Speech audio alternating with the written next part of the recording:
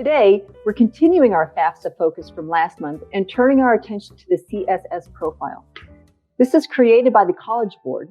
The CSS Profile allows colleges to take a much more detailed look into families' finances than the FAFSA. But is it a bridge or a barrier to college? Joining me to dive into this topic are Meredith Twombly. She is the Vice President for Administrations and Financial Aid at Clark University in Worcester, Mass. Hey, Meredith, welcome. Hi there. Happy to be here today. And then Danny Tejada, who is the Director of College Counseling at Via Duchesne in Oaks School in St. Louis, Missouri. Hi, Danny. Okay. Hey, everyone. It's Villa Duchesne at Oak Hill School. I know it's kind of a bit of a mouthful, but thank you for having me today. And thank you for clarifying it. I didn't mean to murder that. It's all good. It's all good. Well, thank you both again for taking the time to join us, and thank you everybody who's joining us live and on our replay. We're going to take your questions real time, so don't forget to drop them into the comment sections as we go. All right, so buckle your seatbelts. Let's get started. So before we dive into today's topic, let's first set the stage. We want to understand a little bit more about what the CSS Profile is and how is it different from FAFSA. Danny, can you share with us the role that each one of those has and what parents and students need to know about the difference? Sure. So the FAFSA is a free application for federal student aid, free being the key word in it. And it's a form that students fill out online, especially when they're seeking for need-based financial aid. It's a form that's used by every college in the nation to be able to determine how much need a student has, and also how much federal and state grants that they might get from the federal government and the state government, and also enable students to be able to take out federal loans. Now, the CSS Profile is also a financial aid form, but it asks more complex questions, more in-depth questions than the FAFSA does. So the FAFSA, for the normal student is just mostly reporting income of the family. And of course, families could report resources, but that's more of a optional thing. But the CSS Profile asks way more in-depth questions, things about value of the home, value of cars I've seen come up. If they're living with a single parent, they want information from the non-custodial parent. And of course, the income and also the resources of that non-custodial parent to be able to determine the need of a student. And the CSS Profile is really more so used by rejective colleges, highly rejective colleges. And thank you for a cue for that term. I'm going to start using it from now on. That's basically what those two forms are. Great, thank you. That's quite a comprehensive thing. Meredith, I'm wondering if you can share a little bit from your insight of who else would use this information and why would they use the additional, like you said, restrictive colleges, perhaps for certain reasons, but who else would use that information and why would they do that? Yeah, so about 300, maybe between 300 and 400 colleges use the CSS Profile in addition to the FAFSA. And the rest just use the FAFSA for the most part. So those 300 or so colleges tend to be better endowed colleges or highly endowed colleges. They tend to be highly selective or highly rejective, depending on whether the glass is half full or half empty. And I totally understand the highly rejective viewpoint, especially this week. But my guess, and honestly, I got into admissions and financial aid specifically about a decade ago. And the CSS Profile did not make sense to me when I arrived at the first college I worked for that was using it, was one of these more selective schools that employed it. It looked on its face like a barrier to me, but as I dug into it and started asking financial aid officers and peers at other colleges and more similar colleges what they were getting out of it, it's designed to identify wealth in a way that the FAFSA doesn't. And in doing so, it creates all kinds of barriers for students who don't have wealth. But the reason that they're looking to use it, those 300 colleges, is I think one, their clientele or their student bodies do tend to be wealthier, or historically have tended to be wealthier. So they've built a financial aid form for a wealthy clientele, which is kind of interesting in and of itself when you look at that. They're trying not to leave money on the table. And I think, honestly, if you looked at what the possible good intentions of that are, is they want to reserve their financial aid dollars for students who really need it. But when your form for financial aid is 100 plus questions about a family's finances and beyond, then that is pretty much a structural barrier in and of itself.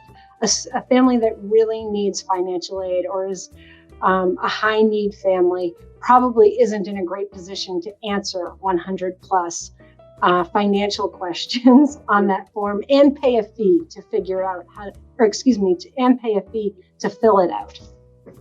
Wow. So even in the construction of it, it has just while you said that the intention perhaps was there to reserve financial aid for the deserving students, the actual execution has kind of gone in a completely different direction. Is that something that happened over time, or does that come out the gate that way? I'll let Danny answer this too, but I'll jump in and say that I think over time, especially the last 20 years, many colleges, and primarily these 300 colleges, have actually started to say vocally that they're interested in providing access. They don't want to just serve historically multi-generationally wealthy families.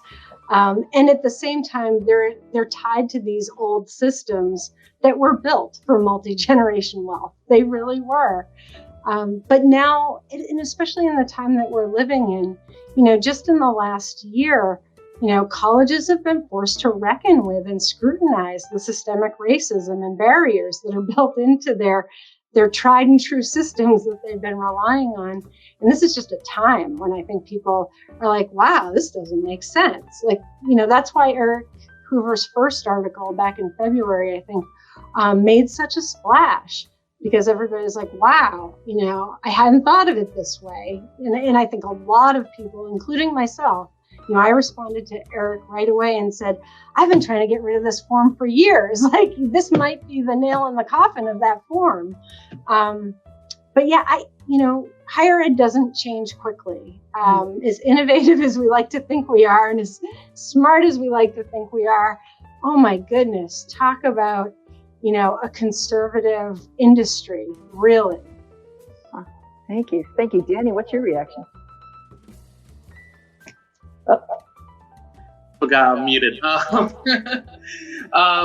Even on that point, I'm a big believer that you have to change with the times, right? That's one thing I learned all throughout my career. You can't just be set in your ways. Students is different every year. Admissions is different every year. Families are different every year. And that's one thing I definitely try to do here at the Director of College Counseling with my college counselors, adapting with the times, always learning, always reading things.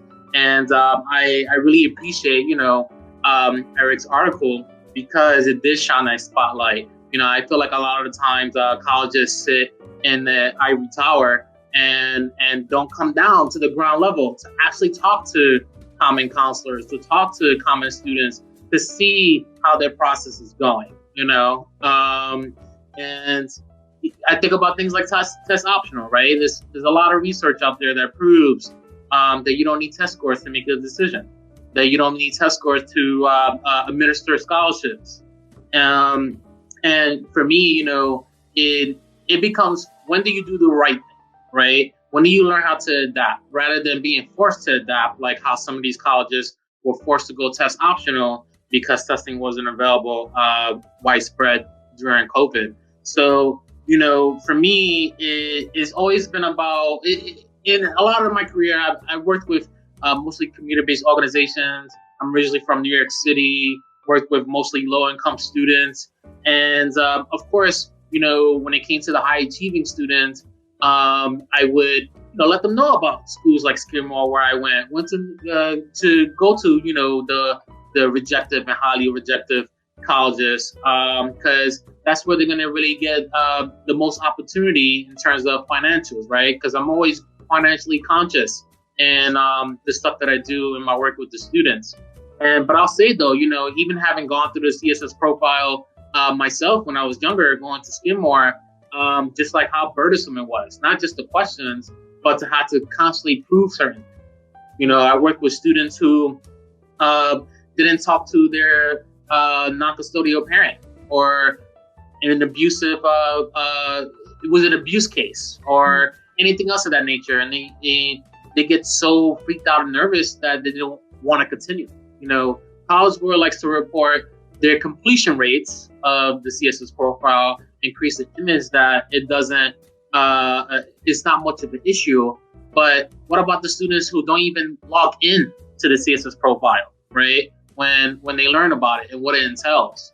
I had students who couldn't really afford to take the time out to spend a day to go down to the public assistance office to get the required forms that they need to prove that their parents don't have anything. Just like I said in Eric's article, it's always very traumatic to have to prove your poverty over and over again. And that's one thing I really want colleges to understand. And I really want colleges to really make it a habit to talk to common counselors and common students. Talk to your admissions counselors who are talking to us, every day. I have a lot of great relationships with admissions counselors, and we talk a lot about the industry and the barriers and stuff like that. Talk to them, come out to a school that you wouldn't normally come to, when you come visit the private high schools in New York City. Go to a school in the South Bronx and talk to the counselors there, talk to the students there, talk to the principal there. You can really get a view and understand how much your process can be a barrier to students who can do the work at your school, be successful at your school, and really provide culture and a great spirit to your school and make your school better. Mm-hmm. Danny, I'm just kind of curious. You came out of the gate hot and heavy, and you were very clear that you're using rejective and selective. It's great. It's a great term. Do you want to talk a little bit more about? Language does make a difference, and I think we're at a point where we are very, clear to understand what some of those underlying hegemonies are in our language use. Can you talk a little bit about why you selected to focus on rejective versus selective? Yeah. So Akil Bello. I knew him for so long, since the start of my career. He's a test prep effort who's in the Varsity Blues documentary, if you've seen it on Netflix.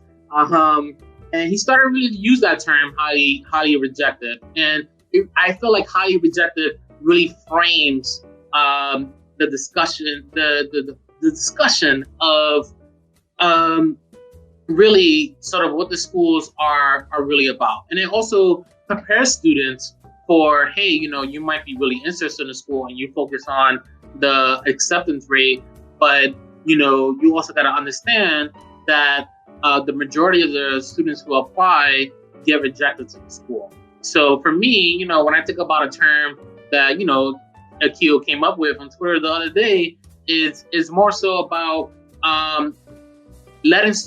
preparing students for that fallout if it does happen.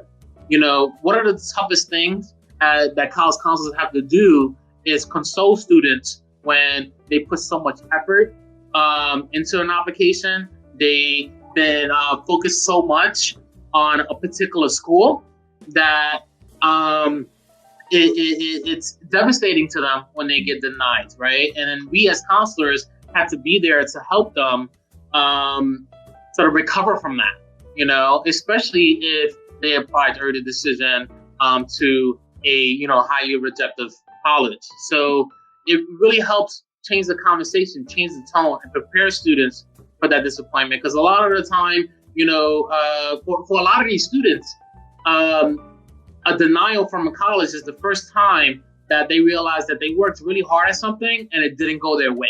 Mm-hmm. So for me, it's all about framing the discussion.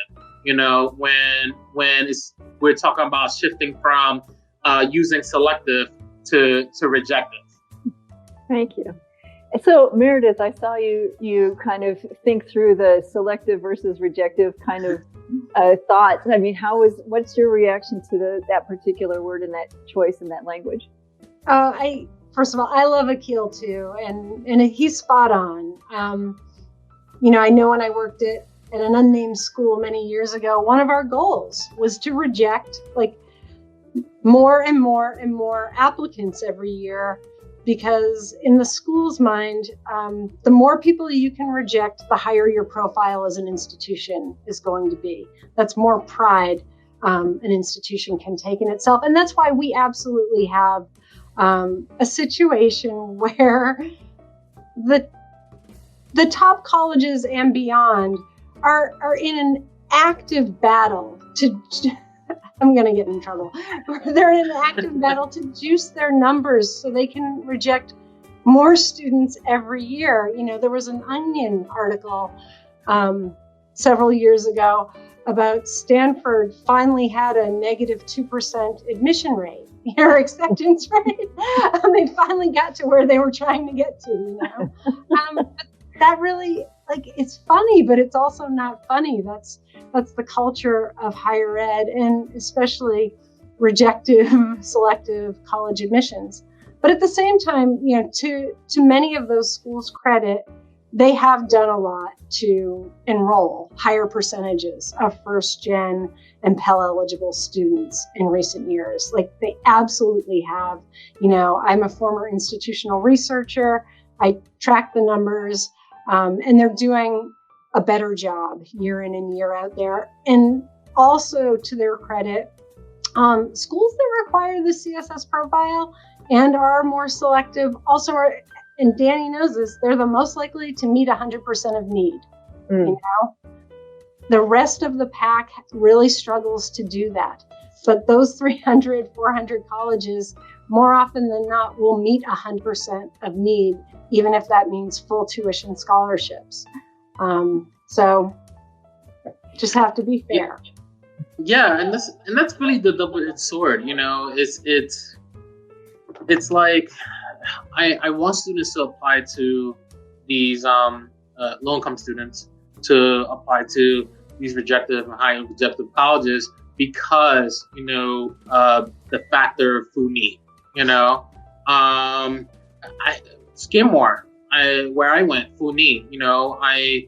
As I mentioned before, a student on public assistance, and that was a big deal to me. To not have to worry about that. And for me, it's of course is one thing to make the suggestion, but to get the students from number one being interested in the school, and maybe even in some cases be interested enough to apply early decision. Hopefully one day early decision goes away, but to be early enough to apply early decision, so fall in love with the school enough to apply early decision, so they can have that better chance at the full need. So for me, it becomes more about how do I get the student from having that initial interest, whether going to the revisit, the school business art school. I'll be honest, when I was in a school in the South Bronx, it was very difficult to get colleges to come visit. And I only had a better shot at those who I was legit friends with from, local ACACs and stuff like that. But when it came to trying to break new ground with people who don't know me, with colleges who aren't familiar with me, it was very tough, to get people to come up.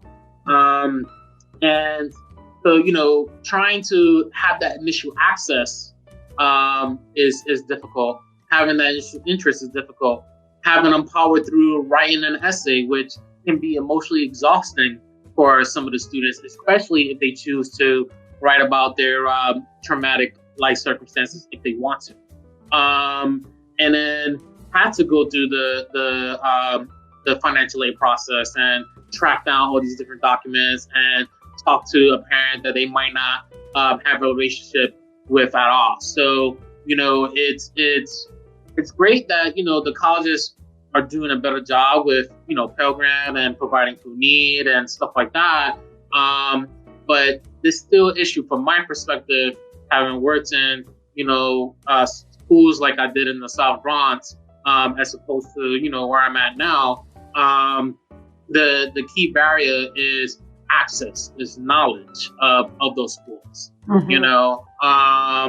and it's one thing for me as a counselor to talk to a student about these things, but it's another when a rep from that school comes and visits the school, or my school at the time, South Bronx, whatever, to sort of build a connection with a student, especially if that rep looks like them.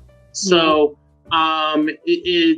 that's sort of like my biggest thing, and of course I always feel like colleges could do better with meeting Pell enrollment. I remember a couple of years ago, some group in Georgetown came out with a study about colleges that didn't hit 20% Pell and what numbers they need to do to hit 20% Pell enrollment. But also too, on the flip side of it, when I look at diversity flying programs for the highly rejective and rejective colleges that do provide food need, that a lot of those schools also too struggle with Black enrollment. A lot of the schools that I had on that list, none of them reached 10% Black enrollment.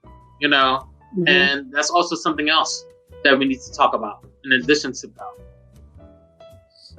Along those lines, we talked last month on our episode, we talked about FAFSA and a decline in college enrollment for first-time freshmen with sharp drops among first-time Black, Hispanic, and Native American students. Meredith, are you hearing or seeing the same kind of decline in CSS profile completions? Not necessarily, and I don't know what to make of that. I mean, honestly, we've always had trouble getting everyone to complete the CSS profile. So that's kind of held steady. I will say that our admission process is incredibly high touch. We do a lot of engagement. We do a lot of workshops with students, starting the summer before the application process and right up until 2 weeks after the deadline if people are still struggling to complete something. So I can't say that I'm seeing that specifically, but I just know over the years, like the completion rates, I'm sure our overall completion rates would be much higher, year in and year out, would be much higher without the CSS profile. Year in and year out, that non-custodial form really trips up a high percentage of students. And, an admission cycle doesn't go by where we don't have to, call some committee meetings and talk about waiving it for a group of families. But I honestly think even if that was only 10 families or 20 families, like the level of anxiety that we are adding to the college search, which is already anxiety inducing enough, it just isn't worth it. What are we gaining by getting that form? And more often than not, it doesn't change the financial aid package that we were going to give the student. Like 90% of what we need to know we can get from the FAFSA. And I'm pretty sure the other 10%, we could get 8% of it from maybe 4 additional questions and no non-custodial input. So, Wow, that's a big change. And that relates to a question that Andrea has asked. And she asks, do you think the new FAFSA approach will do what the CSS profile tries to do as far as closing the loopholes that hide wealth, but with fewer questions? So it sounds like you're already tracking down that road, Meredith. So Danny, Meredith, what's your reaction to that question? Both so polite. Personally, I haven't seen enough detail on the new FAFSA to think that it's going to give us more information. I think it's going to be simpler, and that's a good thing. I think it'll give us probably very similar information, but they're going to get rid of the EFC thing, and people won't have an EFC anymore. They're going to have a tier or something like that. And they're not going to count the number in college, which I think could be actually problematic for families. Which is why I'm always thinking between the CSS and the new FAFSA, like if we dump the CSS, take the new FAFSA, which we'll have to do, like what are the 5 questions? Like I'm locked in. I'm not going to ask more than 5 additional questions, but what are those questions going to be? And it'll probably be how many in college, something about assets and home equity and things like that, and so on. But I don't know if I cut off Danny because we're both being very Oh no, I was just trying to ponder. It's for me the number one concern was the elimination of accounting for having kids in college, right? And I think something that we don't really necessarily talk enough about is the middle class families. When I was working in a charter school in Brooklyn, I did deal with a good portion of middle class families. And for me, it was always about you're kind of, as a middle class family, you're kind of stuck, right? You kind of forced. And I had an instance where I had a student apply a decision to a highly rejected school. They got in. She even went to the diversity fly-in and stuff like that. And then when she did the CSS profile, it came back with a massive gap that was completely unreasonable for the family. And this was a full needs school. And even after I talked to the financial aid person, it's just sort of like middle class families in some instances, maybe even a lot, are forced to borrow against their livelihood to put their kids through school. And that's always an uncomfortable conversation for families to have with their child, because they always want to support their child, do what their child wants to do. And thankfully, that student's mom trusted me enough to say, I don't think this is a good deal for your family. And always having those financial conversations with families is very difficult. So, for me, the new FAFSA approach, I understand about the whole thing of trying to make it simpler. But, in my years of doing the FAFSA, and I know there might be some folks that disagree with me out there, I just felt like it was already simple enough and that students were able to get through it. I had students who got through it on their own. I sat down and did it with students in the matter of 30 minutes. It wasn't as extraneous as, I think people make it out to be. As opposed to the CSS profile, where I literally have to Google things because I don't understand what this question is, So I will hope that this new innovation really works out in the favor of low-income students, of course, but that the federal government also backtracks on not accounting for the students who are already in college, because I really do think for those middle class families where they do apply to, let's say, a public institution that I'm thinking of a SUNY, dealing with a family in New York City. They feel like SUNY is the most affordable option for the family. And they already had multiple kids currently in college.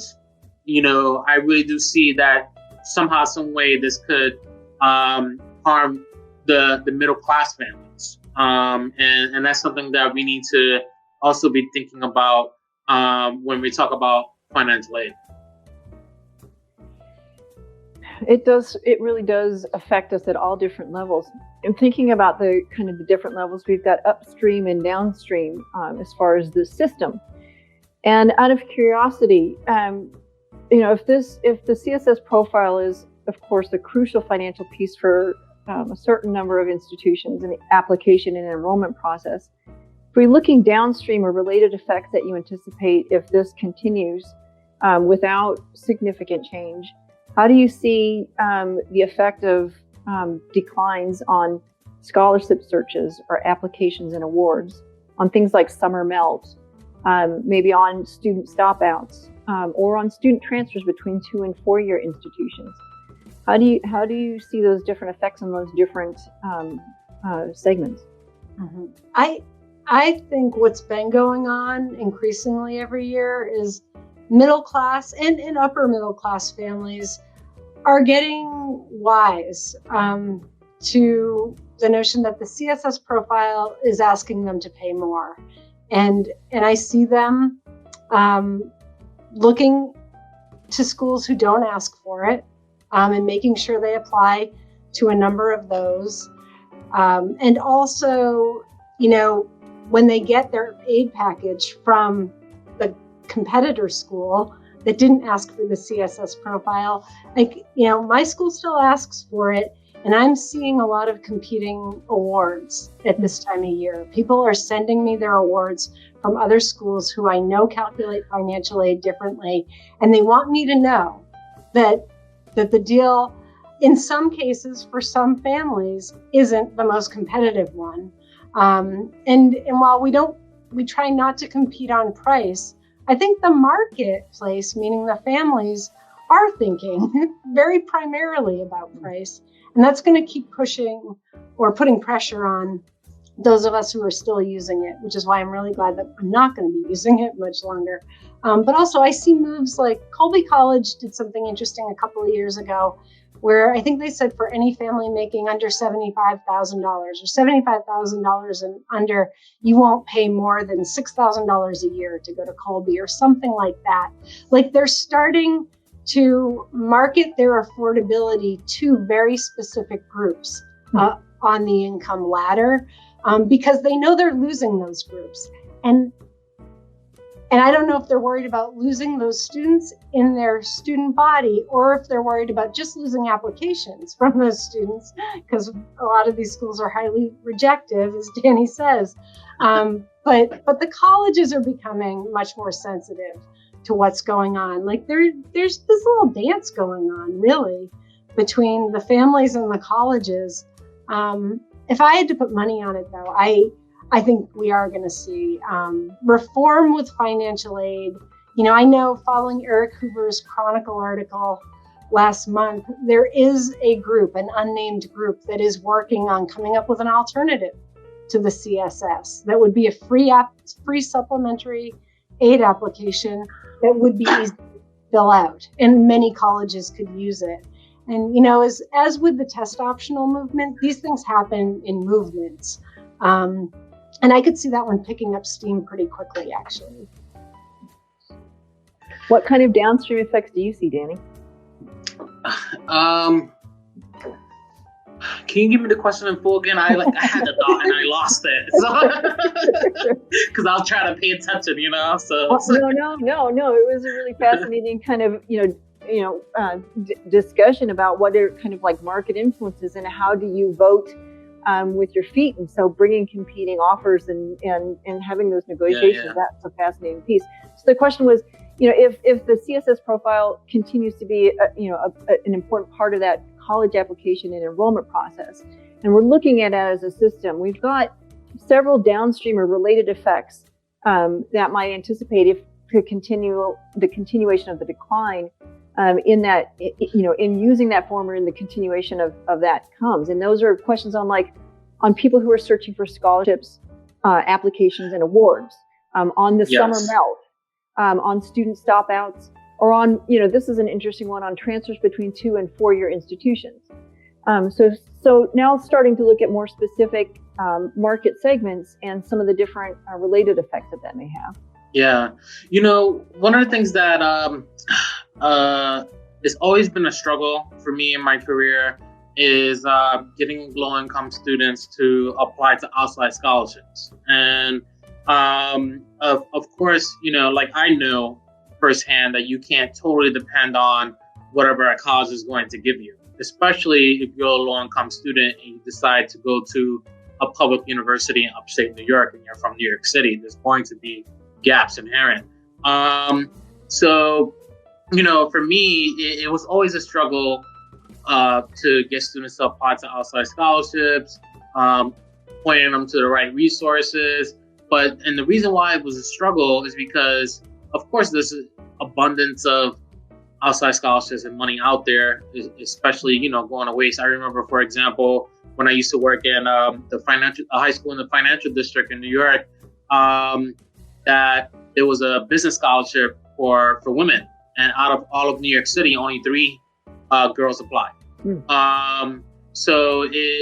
But again, it has to do with the culture, right? One thing that I learned is the amount of responsibilities that students have, whether they have to take their siblings home, or take their siblings to school, or help their siblings with homework, or have to work for the family to be able to provide for their home, whether they actually have the time to do outside scholarships,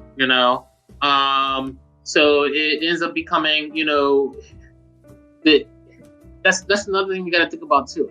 It's just students don't have the time because they're forced to, and I noticed even my own personal experience, being in poverty myself, a lot of those students are forced to grow up pretty quickly, and being forced to grow up pretty quickly, they have to put their needs aside. So for me, it becomes about, and I'm glad there's a secret group that is trying to force out the CSS profile, I would say, and because for me, it's all about knowing the crowd that you're trying to pitch to, knowing the crowd that you want, and learning how to adapt to those times. Because quite frankly, those resources, quite frankly, like sort of, we got to think a lot about the everyday life of those students, and how restrictive their lives can be, if we want to really move forward. Which is a good question. Thinking about moving forward and a little bit of hope, both Meredith and Danny, what do you expect or what do you hope to see as institutions that would remove more barriers to low income and first generation students in the CSS profile process? I have one. I have a dream. And it's that, honestly, I think we need to increase federal funding for financial aid, increase Pell, maybe increase access to subsidized loans. But with that, I would love to see, like, the reform I really would have loved to have seen out of Department of Education would have been, tell colleges you can't have access to this money, meaning your students can't have access to this money unless you meet 90% of need.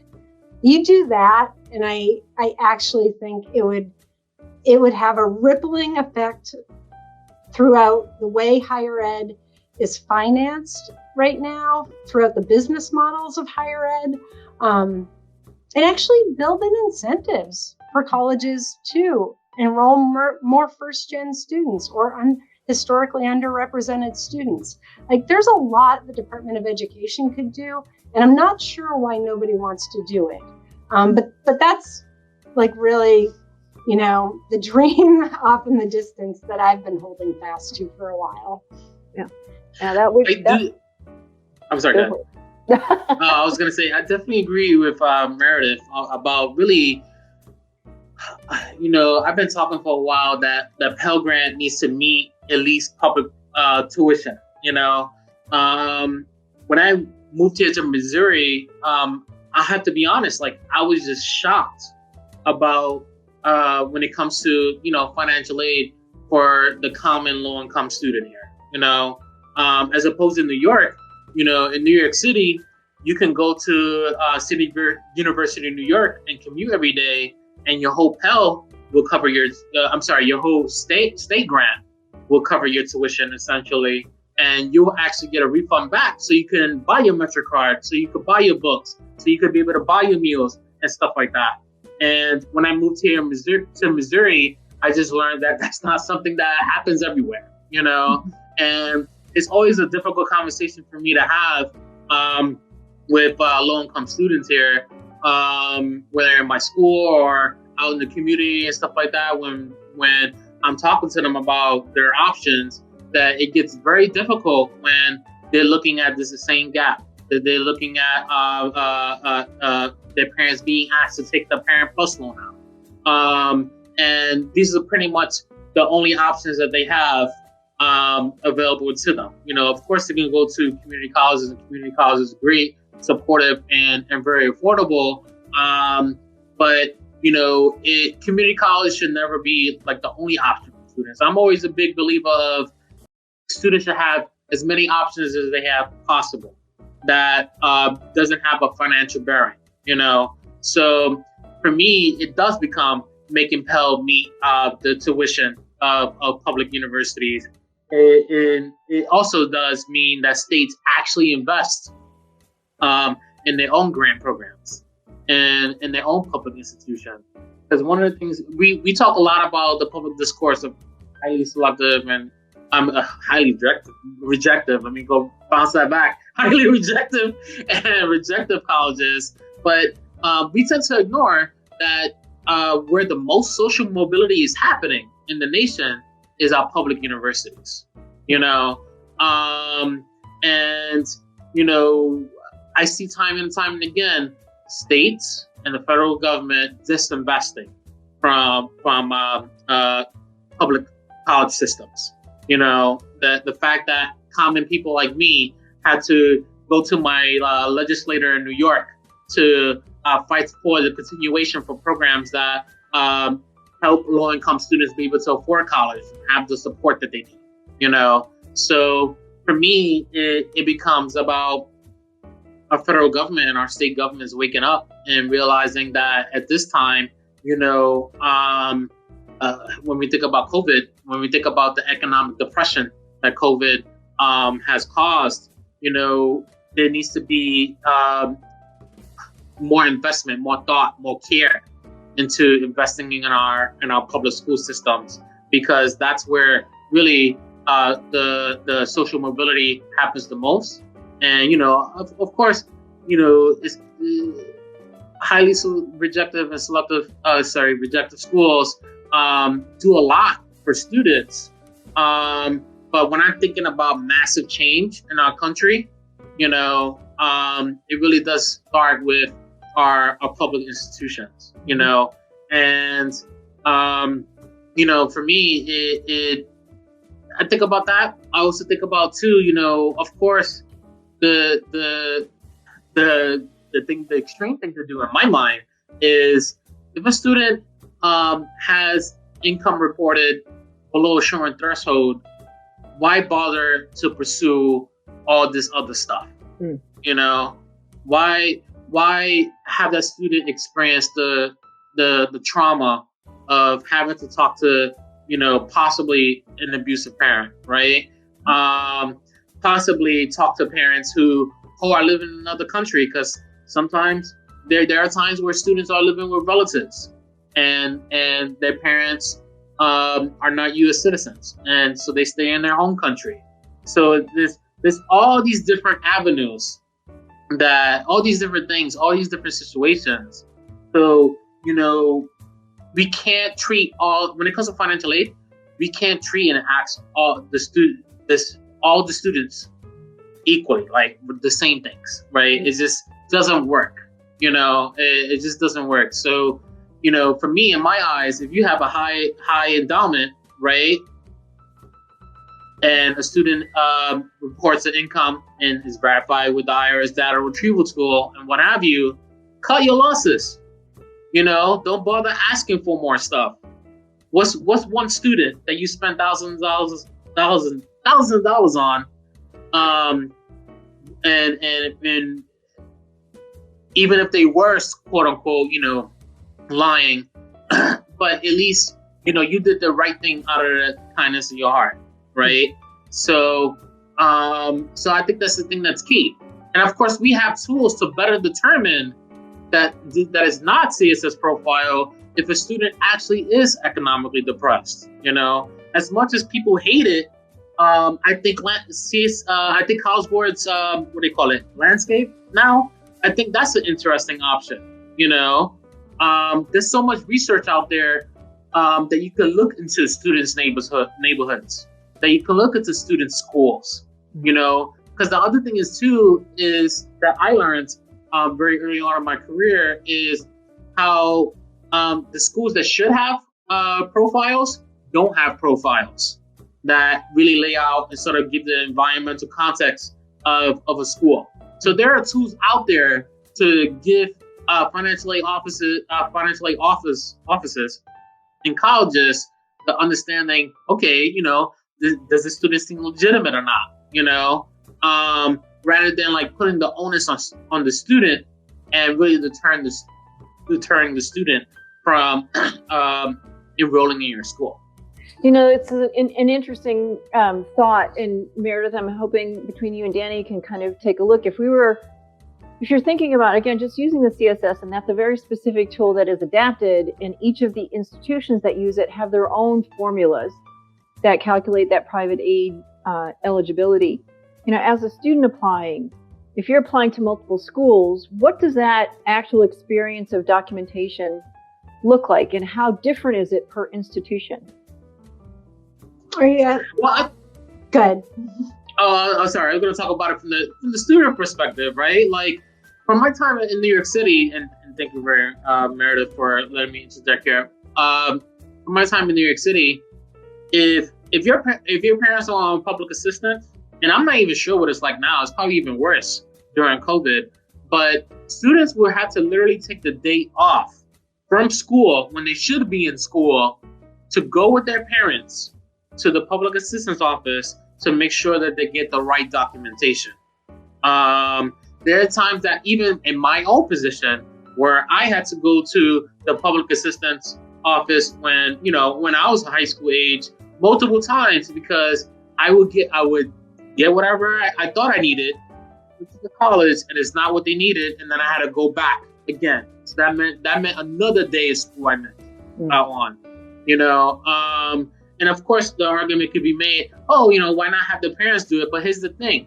Do you know what it's like to have a mom, in my case, who doesn't have, and of course she was born here, but doesn't command the language to be able to talk to a social worker about the documentation that's needed, or feels scared and intimidated by those folks? You know, of course, the student has to come in and speak for the parent, you know, and to be sure what they need for it. And the other thing is too, you know, I definitely have students who were in foster care as well. So having to follow up with the foster care agency, especially when you already have been back with your parents, but you have to try to track that down. I don't remember where I was or wherever the case may be. So it's really a lot of chasing that I don't think colleges realize, and a lot of school that is being missed because the students are trying to get to the finish line. Thank you. Meredith, what's your experience and what do you observe as far as students and how, as they're applying to multiple institutions, what kind of different experiences will they have per institution? Yeah. Well, first, I'd say more often than most people would imagine, it is the student that's doing all of these applications, whether it's application for admission or application for financial aid. So we really should have forms that speak to your typical 17-year-old and their realistic knowledge of how things work financially. But, what I'm hearing most often from my office is, why is Clark asking for this form? Nobody else asked for this form. I don't understand what these questions are. I don't have the money to pay for this. And those are the students that actually come back at us, And what makes me worry is, for every student that has, can self-advocate to that degree, to push back and say, I don't understand this, and I don't understand why you're asking for it.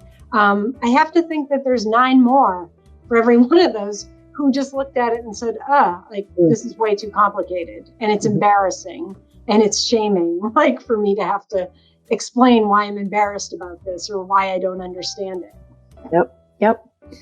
So here's the opportunity. What is your call to action as a community how can we get involved? What do we need to know, and what can we do to help positively impact these changes that we need to make using the CSF profile, the college application enrollment and completion process? What would you call on us here in JoQ Public to do to help? I would say the biggest thing is for colleges to come down to the street from the ivory tower and talk to common people every day. And also on the flip side of it too, for my fellow counselors to speak up a lot more, talk up on those Facebook groups, talk about those experiences on Twitter, go to those conferences and speak to people, get in their face, and also speaking of conferences, the ACACs, whether it's the local ones or the national ones, need to be put on conversations where these higher ups at the colleges who go to these conferences can have those face-to-face time with common counselors to hear their story, hear their experiences, and what have you. One of the things I talked about recently in the NACAC journal that's going to come out soon is the colleges, whenever we get back to the world of, doing counselor visits again, colleges need to make a concentrated effort to invite public school and community-based organization counselors. There was a time early on in my career where I was going to a lot of those, and I would be the only one who worked in a public school, the only one who worked at a community-based organization, and the only one who was of color on every single one of these trips. So, and that's only because I, was in the mix. I hear about these things, and of course I will push it out to my communities, but still, it says a lot more when a college comes to your school, just like the Naval Academy did to me in the South Bronx, and makes the pitch to you to come to their consular tour, and having that personal touch is going to be key in building those connections, building partnerships with community-based organizations, building partnerships with public high schools and public school systems is really what's going to help make a difference, whether it's feedback, creating pipelines, et cetera, et cetera. Right. Speak up and speak out. Meredith, what happens when you hear those questions and the students approach you and they're like, I can't afford this, I can't do this, I don't understand. Where does that information go? What happens to that when they do come to you and say, I'd like to come, but what?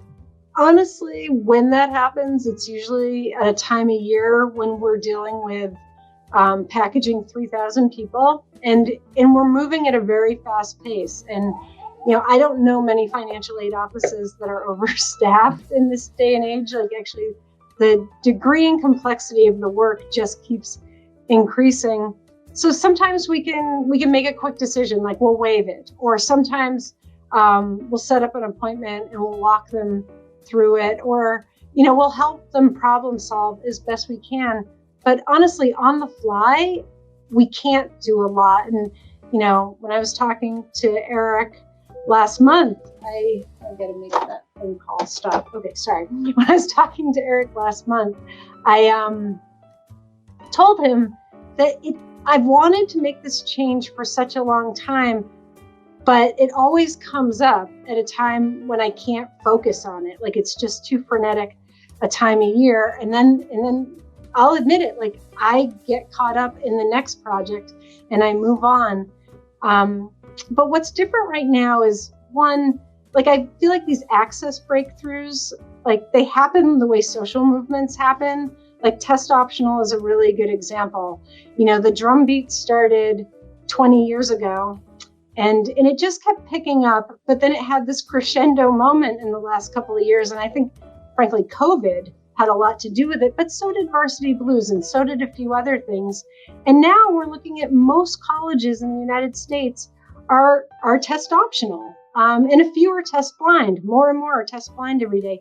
And I think that will happen also with financial aid reform. And I'm just going to call it, forget speaking specifically about getting rid of the CSS profile, but just financial aid reform in terms of access and in terms of like an admissions and financial aid social movement, the most impact on me and my behavior actually won't come from a student. It's going to come from a college counseling office who, and what I've gotten over the last 5 or 6 years is I get a lot of positive reinforcement when we do right by a student. And I get negative reinforcement when we don't do right by a student. But it usually comes after the admissions season, during the summer when we have some time to actually absorb what's going on. And my staff is really thinking about those relationships that they're building for the year ahead. When a counselor from a school that we have a relationship with says, you know what, you really helped student X and we really noticed it. And I'm just so impressed with what you're doing over at your university. That gets my attention. That gets my leaders' attention. So I guess what I want to say is, like, people like Danny really do have a pretty big voice in this, and they have to use that voice continually, steadily. And I really think the momentum, if we can keep the momentum up, keep reminding people, hey, remember you said you were going to get rid of that form, or hey, remember you were going to meet more need, or hey, remember we talked about this. Remember what you did for that student last year? Could you do it for this student this year? I actually, in my 2 decades in higher ed, that kind of positive, negative reinforcement from the high school community really does make a difference. And the other thing I would add is, and I'm probably not even answering the question you asked anymore, but the other thing I would add is we just have to, let's make sure that the next NACAC, the next admission conference, if we ever have one again, is filled with sessions about these subjects. Let's really dig into financial aid in a way that we never have before. I think it's time. I think we've done the testing thing, okay? This is our moment to really focus on financial aid. And I'm very optimistic. I'm incredibly hopeful that we can make change much quicker than we did with testing. From your mouth all the way to God's ear, let's go fast. I love it. Let's work on all the different things in the admissions process to make it more equitable. I love it. So we have our calls to action. Use your voice, bring up be present, talk to people about it, raise those questions, raise the issues, and let's restructure some of those conferences. Let's actually shine that light on and really come together as a field and an industry and a community to start to make some more rapid changes, perhaps than the traditional, like you said, very conservative structure has perhaps allowed in the past. So that's an exciting moment to witness. Thank you both really for sharing these insights and having this discussion today. Thank you for joining us, everybody in our audience, for coming to us live and on our replay. As you can see, there is so much to uncover and to discuss. And possibly now we've got a lot of ideas here on how we might disrupt it when it comes to both financial aid and the CSS profile. We've also got to continue to empower our students and our families by giving them the information that they need to complete these applications and the profiles while we are still doing it, and ask those questions and push back when it may not be necessarily helpful to do so. So thank you again. Thank you again, Meredith. Thank you, Danny. If you haven't already, make sure to connect with both Meredith and Danny. Meredith, share with us how we can find and connect with you. I'm the one person who isn't on Facebook in the whole world, but I am on LinkedIn and I am on Twitter, and Meredith Twombly on Twitter and Meredith Twombly on LinkedIn, and I'm easy to find. It's great. I totally forget about LinkedIn, but I do have a LinkedIn. Whatever the URL stuff is with LinkedIn, just put Danny Tejada in it and I should come up, and feel free to connect with me that way. And I also have an Instagram at Consular Tejada, where it's definitely more focused on this work here. So feel free to connect with me with that. And yeah. Great. Well, thank you. I know that we're all anxious to continue the conversation across many different channels. So everybody, thank you for joining us, and hang on till next month. Just keep fighting the good fight for more inclusive and equitable access to higher education, and join us at Inversant.org. We're going to see you soon in a month, so take care. Take care. Thank you.